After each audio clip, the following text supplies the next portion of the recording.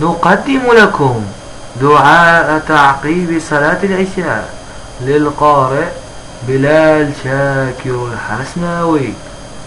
بسم الله الرحمن الرحيم.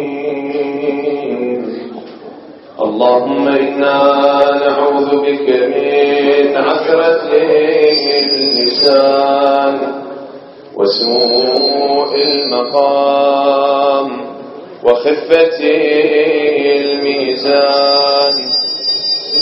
اللهم صل على محمد وآل محمد ولقنا حسناتنا في الممات ولا ترنا أعمالنا حسرات ولا تخزنا عند قضائك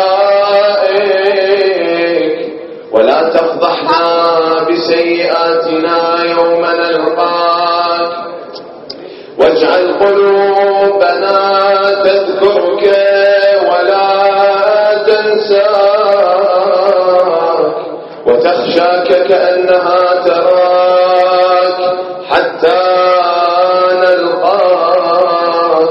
وصل على محمد وآل محمد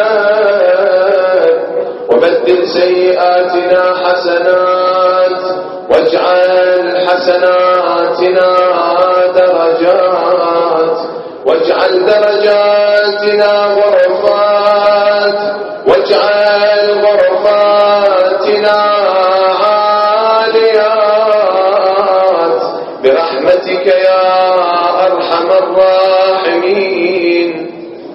وإلى أرواح المؤمنين والمؤمنات المسلمين والمسلمات رحم الله من يقرأ سورة الفاتحة مسبوقة بالصلاة على محمد وآل محمد.